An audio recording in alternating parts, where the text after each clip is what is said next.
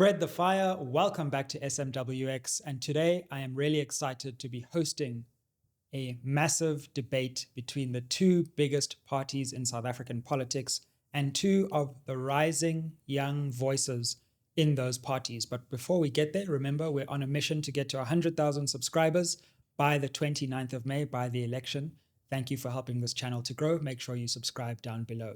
Today, I am joined by ANC Youth League Secretary General Mpofu-Walsh, Ngudle, as well as Kwena Moloto, who is the DA's Tshwane Caucus spokesperson. And the reason these two are here is because I've been watching closely, and I think they're two of the most interesting voices in their parties and their young voices at the same time. So it's great to have you both here for the debate, gentlemen. Let's get right into it. As you know, with these debates, we give each party equal time, and it's up to you to make up your mind. Let us know in the comments down below who you think won the debate. Mr. Ngudle, in 3 minutes, why do you think people should vote for the ANC in this election? Thanks for having us, Sizwe. Look, the ANC, I mean, for majority of South Africans, particularly, I'm saying Black Africans in South Africa, they know very well that for them to have a lift up from their, historic background of poverty, unemployment, and the inequalities, the multidimensional inequalities that we have, they need a party like the ANC with clear policy positions to uplift the poor. And that's why we say it's the ANC that has supported, the most vulnerable in society with feeding scheme at schools in order to ensure that the children of the poor, the working class, they get to be supported at the level of nutritional level at schools. No-fee schools, quarantine one schools, and no-fee schools in South Africa under the ANC. Only the ANC has supported the poor to get higher education, through TEFSA, later NSFAS, and now that has been converted. If you pass, that it becomes a full bursary, until you get the first degree. We have introduced funding even for postgraduate in the form of NRF to ensure that while you pass your first degree, you can go to postgraduate and all of that.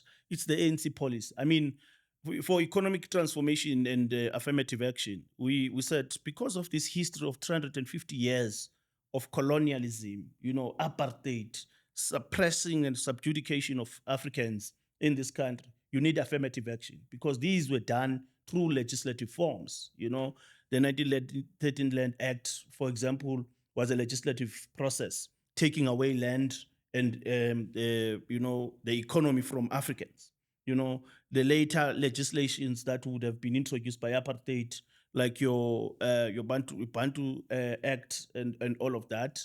So all of these were legislative processes that were taking away, dehumanizing Africans, taking away their wealth, excluding them in the economy, creating what I would call the second economy of Africans, who are the majority, while the first economy is whites, and that's what the DA and other FF plus are seeking to preserve, a history of white power, white wealth, white privilege. That's what they seek to preserve. And if you vote for them, you know that you are preserving that kind of wealth and that kind of social and economic status of white being the affluent in Africa and in South Africa, and blacks being the poor and the face of poverty and all of that. So that's why we say vote the ANC, because we are seeking to transform a legacy here of poverty and unemployment in this country. Right, great. And thanks for keeping to time on that. Mr. Moloto, your time is starting now. No, look, the ANC says, more of the same with us. And I think that should scare all South Africans. The reality is that our country is collapsing in front of our eyes, especially over the last 15 years. Now, for the DA, we've got very clear, proposals for the people of South Africa going into this election. The first is that we need to create jobs, The reality is that 7 out of 10 young people inside this country cannot find a job. We have the highest unemployment rate in the world. youth unemployment rate in the world, and we should be ashamed of that. And the ANC should be ashamed of that. Speaking a lot about upliftment and empowering, but young people are not empowered in this country, and so that's the DA's first and foremost plan. We need to end load shedding. Load shedding is killing jobs, it's crippling industries, and that is an ANC creation. In fact, we need to ensure that our youth, and I talk about our youngsters inside schools, are being failed by an education system. You find that a large amount of young people inside primary school can't read or write for understanding. It's a stain on our moral conscience, and children falling into pit toilets. We have to fix our basic education system, and these are some of the policies in terms of crime. We've got a massive crime issue inside this country. It's not safe for our young people, for our women, for our mothers to walk the streets at night, and again, largely due to failed ANC policies. And even though my colleague says that the DA is anti-poor, the reality is that inside 1994, when the ANC took over, unemployment was sitting at 20%. It's now sitting at over 33%. And if you include people that have given up searching for work inside this ANC economy, it goes up to almost 43%. And so we're saying that we need to scrap these racial-based policies that hasn't uplifted South Africans. It's just created, a new economic class of black billionaires. It's your Edwin Sordis that my colleague drinks champagne with. That's who BE has benefited, not the young people that are living in abject poverty inside this country. And so we really do need change in South Africa, and that really is our policy focus. I think another big thing as well, is cadre deployment. We need to end cadre deployment, and we need to start seeing corrupt politicians and corrupt officials behind bars, because when you look at the state of this country, a large part of it is due to corruption, the looting of the state that's reduced the state to a space of incapacity, and we need to start seeing ANC politicians and corrupt officials behind bars. Mr. Ngudle, how do you respond to what's been said? Mr. Moloto even brought in some spice about champagne drinking with Edwin Sodi, but there were also questions about the current state of the nation, load shedding, crime, unemployment. You can tell, Sizwe, that Moloto would have sort of memorized what he's saying. I'm sure he doesn't believe what he's saying, because if you look into the economic structure of South Africa in terms of ownership, control, and management of the economy, it's largely people of his party. People who are funding his party, by the way. Your Oppenheimers are openly now funding the DA. Lorax of Capitec is funding DA. I mean, these are people who are earning the economic wealth out of the sweat and blood of Black Africans. But they fund a party that supports what I would call the first economy people, the white South Africans in this particular context.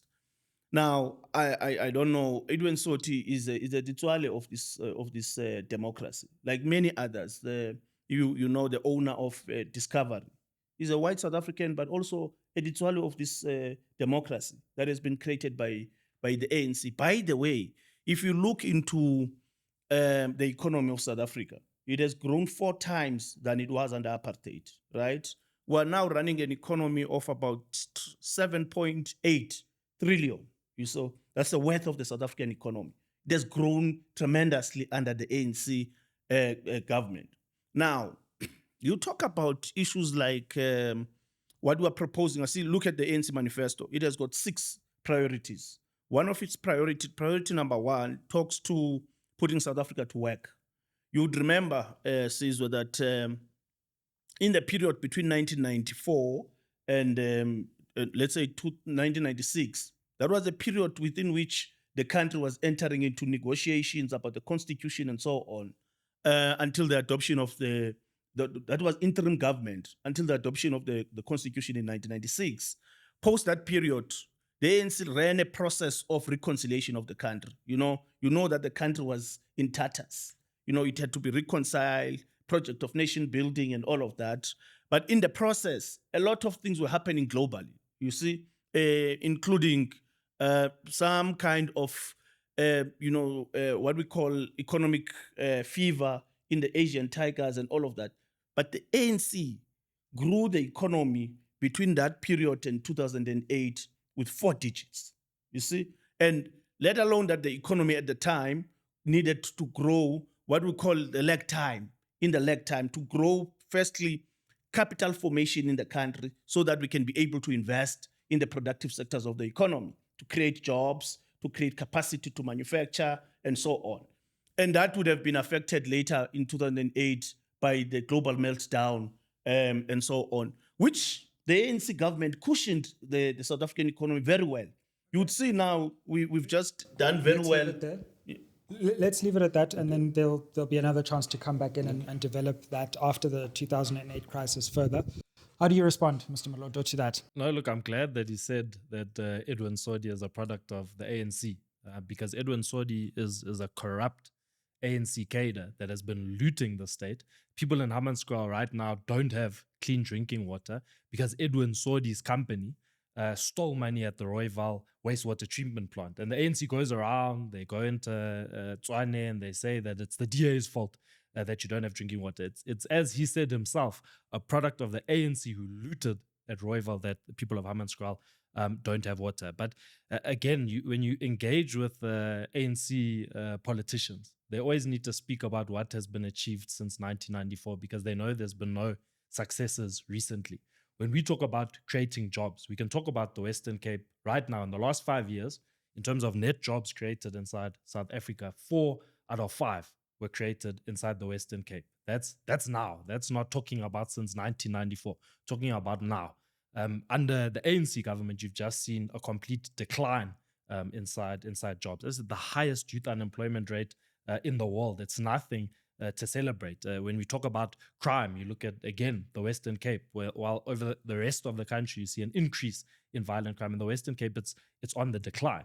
And there's always this mention of the DA not caring about, the poor. But if you look at the budget of Cape Town, if you look at the budget of the Western Cape, over 74% of our budget is going towards indigents. Poor South Africans, in terms of giving them services, in terms of investing inside infrastructure, not the 2 million houses that Cyril Ramaphosa went and promised to the people of Alex, and we haven't even seen a single one. We're talking about real change, tangible things that are happening on the ground, and it seems that the ANC's only defense is that they're pro-BEE, and they want to make it a racial issue. Poverty inside this moment, we're saying that we 100% agree that we need to uplift the poor. And the reality is, statistically, that majority of poor South Africans are Black South Africans. But what we're saying is that our upliftment policies can't be race-based because what it's allowed is for the same millionaires that are ANC card-carrying members to continue to benefit from poor people. Yeah, it was even that he mentioned the feeding schemes. You must go there to Limpopo. Feeding schemes are ways which people make obscene amounts of money instead of feeding our young people. And so I always say corruption is the biggest issue inside this country, and it is an ANC issue. And until we fix that, talk about the growth of the economy. It was estimated that between 2014 and 2019 that the economy lost 15 trillion rand to corruption. That's the ANC's legacy, and it's completely crippled the people of South Africa. Sizwe, I'm saying that this guy is bluffing. If you go to the Western Cape, anyone who is from the Western Cape, who has lived in Cape Town, knows that what he's saying is absolutely not there. The budget, you see, is pro the rich in the Western Cape. Go to Philippi, go to Khayelitsha, go to Danone. You'll see filth everywhere. You see, no, they don't do what we call sanitation services for the poor. And that's where these are basic issues. Those who live in the Western Cape, I can tell you, they will tell you that the budget of the DA focuses in Kloof Street, it focuses in Kemps Bay, it focuses in Tableview, where the DA members are, for Constantia and so on. Now, I mean, I don't know where the guy takes the statistics for. He says that the South African economy lost 13 to 14 trillion. I mean, where is that the statistics coming from? And who estimates that? I think it's their chat room in the DA. They are thumb-sucking statistics that come from nowhere. I mean, the South African economy was not worth that even to lose it at that particular period in time. But the point we are making as the ANC Youth League to all young people in South Africa is that we've got a track record, of progressive realization of, firstly, job creation in South Africa, growing the economy, protecting South African economy, even post-COVID. We have now created jobs in the South African economy, actually surpassing pre-COVID time. You see, we've recovered the jobs we lost during COVID in 2019. I'm saying that's the brilliance of the ANC policies in South Africa. Other economies globally have not recovered the pre-COVID period in terms of job creation. It's only in the ANC-led government that has done it in South Africa. Now we're proposing two things, Sizwe. One is that we're fixing our logistic networks in order to grow the economy in the productive sectors of the economy. What do we mean by that? The ANC Youth League would have proposed to the ANC that let's create export quotas for raw minerals. Why? Because if you create export quotas for raw minerals, you are able to value add your own minerals. We've got multiple minerals in South Africa, which we've been exporting to other countries. And by that, we're saying we've been exporting also jobs. We're saying now, let's grow the economy through industrialization, create the much needed jobs, create the value in the economy, create a vibrant manufacturing sector so that we can be able to be a commodity producing economy and with jobs. That's what the ANC is saying. I'm saying practically this is what we've been doing. DA is talking you can ask anyone who lives in the Western Cape. The practical example is that the poor in the Eastern Cape is very poor, lives in shacks. Now, I think I'm glad that sanitation was mentioned. If you look at the City of Cape Town's budget over the next 3 years, 850 million is being spent in Gugulethu to ensure that pipes are laid for sanitation. So again, I'm not talking about how I feel. I'm talking about facts that can be found inside a budget. It is a complete lie to say that the City of Cape Town, that the Western Cape, that the DA is anti-poor, because the best service delivery in South Africa to the poor happens inside the Western Cape, and it happens inside Cape Town. And you can shake your head, but it's the reality. Now, we must also not forget that the Western Cape, Cape Town, Midvaal, Tshwane, they all still exist inside South Africa that's run by an ANC national government. Poverty isn't a Western Cape issue. Poverty is a South African issue. The ANC has run, for example, Joburg for years. We were given a small opportunity. We were taken out. They always mention the difference between the Cape Town CBD and Gugulethu.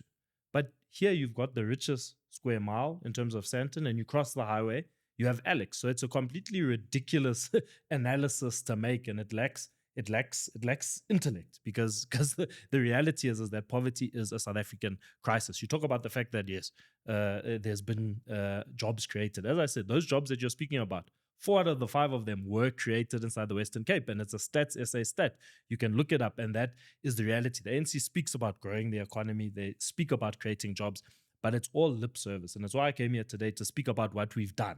I don't want to just speak about what our plans are. I'm speaking about what we've done, and I'm not speaking about from 94. I'm speaking about inside the last 5 years where we govern, and that's the difference between us and the ANC. And a lot of the things that were just mentioned, they won't be turned around, because the reality is that as a result of cadre deployment, you've got a crony state. The reason Eskom is collapsing, the reason our railway networks are collapsing, is because you've got cadres that are absolutely looting these structures, and they've resulted in economic collapse, and they've resulted inside the collapse of our SOEs. How are the people that are benefiting from a crisis, how are the people that created the crisis going to solve it? It can't be. He proudly said, we created Edwin Sodi. How do you then send Edwin Sodi to jail when he has looted billions from the South African economy and from the South African people? Absolutely. Okay, well, so we have had a really interesting set of interventions, responses, and I thank you both for a really energetic debate. This section will be a few questions that have been in the media, some comments that have come to each of your parties, and it'll be 5 minutes to the ANC and 5 minutes to the DA. So, right, Mr. Ngudle, Phala Phala. your president was found by former Chief Justice Sandile Ngcobo to have at least had a prima facie possibility of criminality, but also possible violations of the Constitution. What do you say about that? Look, this was raised many times by different groupings, political parties in parliament and all of that. But the right institutions would have acquitted the president out of all of this possibility. Of course, when people see trading happening in a particular area, Phala Phala in this particular case, they would have thought that there are no violations. But the Reserve Bank, which deals with these kinds of transactions, would have acquitted the president. I'm saying this is a credible institution that deals with whether or not there was any form of legislation, applicable legislation that was violated. So the Phala Phala issue is moot in that nothing has been found as having violated any piece of legislation in the country, let alone that the political parties make it a political football. Of course, they're trying to create all sorts of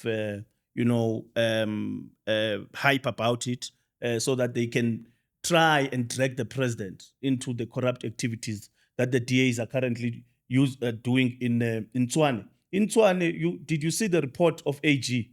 The report of AG has found that the DA-led municipality, which is Tshwane, has got irregular of over 100 billion. And I am coming to that when I quiz Mr. Moloto. Okay, but the ANC in Parliament actually voted against a further inquiry into Phala Phala. So the law enforcement agencies haven't come back yet, most of them hawks, let alone NPA.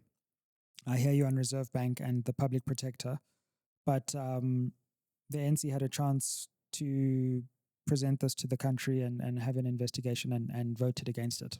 Look, the ANC was very clear to avoid the political football on the matter. Allow credible institutions independent of the political interference to deal with the job. And they did that. I mean, the Public Protector is a Chapter 9 institution, very independent. It has been doing very well. I mean, there are many cases that it presented before the public. The Reserve Bank of South Africa, it's known, very independent. It deals with issues according to the legislation, applicable legislation. So I don't think the ANC was wrong by stopping this political football that was being created around a matter that was becoming very sensitive of the head of state.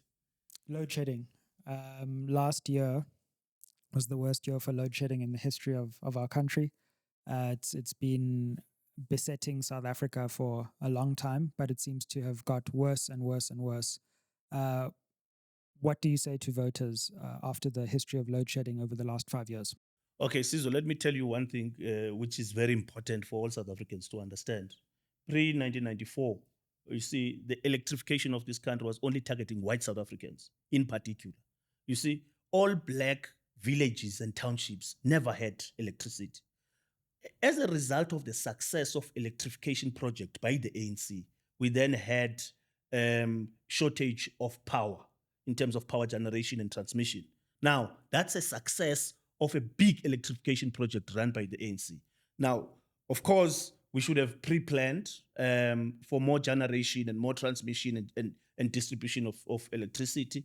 We have now dealt with the issues of maintenance, of further expanding our capacity in terms of generation. That's why we've introduced even what we call IPPs, independent power producers, in order for us to be able to, in the medium term, to be able to generate more electricity to end load shedding. By the way, just now yesterday, the Minister of Electricity has announced that we have now reached 65% of energy availability factor.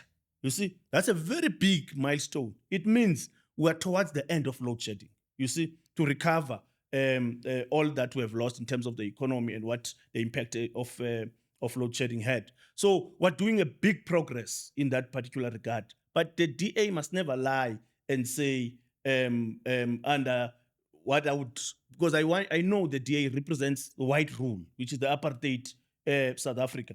They can't lie and say it's the failure of the ANC. It's a success of big electrification project that would have created this particular load shedding. But we're fixing it. We're expanding generation. We are investing on transmission lines, new transmission lines. We're investing on generation, on distribution into our areas. Yeah. Great, and there'll be a chance to respond to that in the final round. Mr. Moloto, the DA and race. What's going on with so few black leaders at the top of the party? I know there are other leaders in other parts of the party, but why can't you seem to have a diverse top leadership? No, I think we're the most diverse party inside the country. But I also think that as a party, look, non-racialism is a core principle of ours, and so I can't speak about whether it's diverse inside the majority of South Africans' eyes or inside my eyes. We've got a very diverse leadership in terms of race, in terms of gender, but we elect people not on race. We elect people based on who will get the job done and who is best for the job. And we see, I mean, across our provinces, we have people of color in our provincial leadership positions across the provinces, or premier candidates across the provinces. We have people of color, and so there is inside my analysis a lot of young, and even you look at myself, you look at our federal youth leader, you look at our DASO federal leader. It's people of color, so it's not that the DA doesn't have black leadership. I think that also a big part of it is that it's misconstrued by our political opposition to paint us inside a certain light. You know, there's white leaders that resign from the DA all the time. You don't see any mention of it. The moment a black leader resigns, they say no, that this guy must have left because the DA is racist. It's not true. And there are certain black leaders that when they leave, they see it as a way to then jumpstart their political career, go into another party, but it's simply not true. We had someone that led our party for 9 years. Only when he left did he say there was an issue with race inside this party. It's not credible, and that's what often happens. But for me, we're a diverse party. We celebrate our diversity, but also we celebrate the fact that we have the best people inside the job, irregardless of their race. And I agree that you do have a diverse array of leaders across different parts of the party. But my question was really about the senior leadership. If you look at the leader, if you look at the chairperson of the federal executive, the finance person, I think that you have a kind of top 7 or 8. And I think the vast majority of those leaders are white. So it's really about the top echelons of the party. Why isn't the diversity pushing through to the top? No, look, I think that in the end of the day, your leaders get elected at Congress. You know, everybody can put their name forward. They do, they contest, but it's your delegates that vote. So it's not that there's this upper structure that's appointing, you know, leaders. Then you could say, okay, no, sharp, maybe there's an agenda, but it's your branches. You know, it's the majority of the DA that voted for John, for example. It wasn't just white leaders. It was our branches. It was our public representatives. It was so I think that the difficulty becomes, one, as I said, I disagree that we're not diverse, but the most important thing is that it's democracy in action, and proof that again that you also don't need to be a specific color to represent all South Africans, and we see that inside our federal leadership. I asked Mr. Ngudle about President Ramaphosa. Do you think that John Steenhuisen is an inspiring enough leader outside the DA to potentially lead the country? Yeah, I think definitely. John has had years of experience from local government to national government, and he's in tune with the issues on the ground. Ramaphosa, when a struggling graduate says, I need help getting a job, live on TV says try searching harder. You know, it's embarrassing. I think that John Steenhuisen has shown, and the polling is showing, that the DA is on the increase. It's seen inside every poll, not just ours. And it's because he's speaking to I think people are tired of politicians that I don't know, that step on eggshells. John says it as it is. He's a straight shooter, and he's very articulate. He's clear about our policy positions, and I think that he's definitely the leader that can take us to a point of growth, inside this upcoming election, and hopefully also us, in Gauteng taking government, having a coalition government in KZN, and the multi-party charter governing at a national level. And just finally, in terms of affirmative action, I think many people think the DA has governed relatively well in some places, but are worried that you may reverse the gains of transformation that have happened in the country outside of corruption. How do you respond briefly to that? If you're tackling poverty, if you're tackling inequality, your policies don't need to be race-based to actually uplift. The majority of South Africans are black, and the majority of impoverished South Africans are black. And so if that's your target, you're saying that we want to uplift people from poverty, naturally, you're going to uplift people of color. And it's as simple as that. And there will be an opportunity to round off and close off. And since you started, we'll give Mr. Moloto the chance to close off. Mr. Ngudle, final thoughts, last 3 minutes, anything you want to tie up or round off and conclude on, and your final message to voters. Okay, thank you very much, Sizwe. Look, firstly, I'm very painful as seated here to hear Moloto with very young South African, as a person of color, who is so colonized that he can't see, the systemic suppression internally in the DA of black leaders. I mean, very credible people like Mazibuko in the Western Cape. They've not been coming up. They've just shut down now Ngabapanga in the Eastern Cape. Many black leaders who have got capacity, credibility. They still Steenhuisen as having capacity. I mean, who is Steenhuisen really? With what capacity? You see, that's the first point I just very painful about. I'm saying as a youth league leader in South Africa, knowing that I'm representing even DA leaders, in terms of transformation of this country. Now, but all I want to say to young South Africans is that the ANC today, I mean, for some of the wrong things that the ANC through the learning curve of from 1994, the 30 years of democracy, we have taken very bold step, for example, to fight corruption. Because for us, corruption is a thing of the past because we're dealing with it. We're arresting people, we're charging people internally and externally in terms of where we are governing. I mean, we're cleaning up where we are governing. When we say people like Sodi are the swallows of the democracy, right at the beginning where they are opportunities are opening up for everyone. When you become corrupt, then you can't be a problem of the ANC. That's why we're chasing everyone who has been corrupt as a result of the opportunities that have been created by the ANC to everyone. We're chasing all of them, including Sodi. So the point we're trying to make is that ANC is hard at work, trying now to reindustrialize the South African economy, to create the much needed jobs. That's why we're fixing the energy question in order to fix the input cost in the economy, the cost of doing business in South Africa. We're fixing the logistic networks, which is your rail, your roads, all the network industries. You see, we're fixing them. We are the ones that have admittedly said the bureaucracy of our state has to have qualified people, including at the level of the political leadership. The DA has not raised that bar. In order to be an MP of the ANC, you must have post-matric qualification.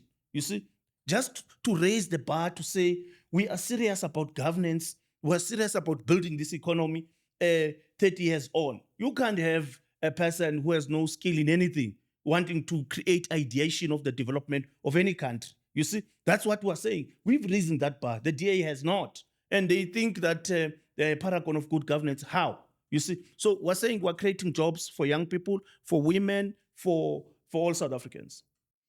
Thanks very much.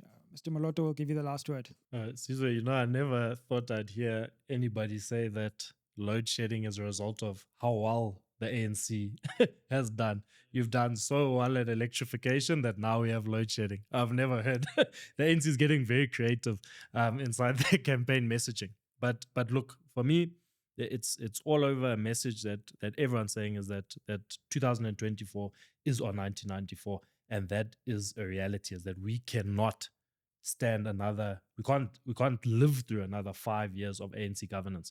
And the reality is that the ANC can't turn around the mess that they've created. They can't fix our healthcare system because they're looting inside the healthcare system. They can't fix our education system because they are looting inside the education system. I've always said that corruption is the biggest issue inside this country, and it's an ANC created issue. They're not capable of dealing it. When you've got young people that are being shot as a result of gang violence, it's because there are literally no job opportunities, and so it becomes easy for gangsters to bring them in. When you've got and it's unsafe for a woman to walk around in the streets at night.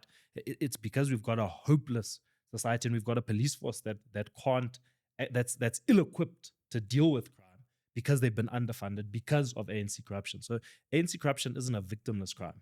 They are killing people.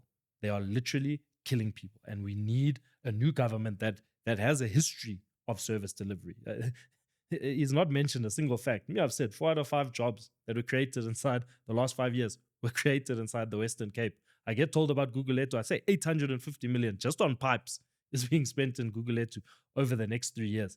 Is that the DA has a track record of good governance. Where we govern, we've got the lowest unemployment rates. It's not just in the Western Cape. You look at Gauteng, Midvaal has an unemployment rate of 17.8%, the lowest inside Gauteng, and well below the national average.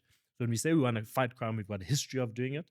When we say that we want to create jobs, we have a history of doing it. And we want to bring the DA difference, not just in Midvaal, not just in Tshwane, not just in the Western Cape, but to the whole of South Africa. Well, Mr. Moloto, Mr. Ngudle, I must say it's been a fascinating debate from you both. Don't worry, behind the cameras, it's not too antagonistic. These are mature and interesting, and there have been some funny jokes as well. Maybe we should release a part 2, just the joke version. I think so. Let's do this right now. Yeah, exactly. Your leaders. No, we appreciate it. And it's great to see you both doing good things inside your parties. And thank you so much for honoring the invitation of joining us on SMWX. When you are both high leaders in the state, in the DA-ANC coalition, can you please remember SMWX so we can interview you there as well? No, we definitely are not going to any coalition with any political party in South Africa. What decisive majority ANC, you'll see. There we go. Do you agree? No. And we refuse to work with criminals. There'll be no ANC coalition. Gents, thanks a lot for joining us. Thanks, Thank you for joining us. Comment down below. Give us your thoughts. Who won the debate? Which points did you think were strong? And make sure you help us get to that 100,000 subscribers. Like, share, subscribe. Aye.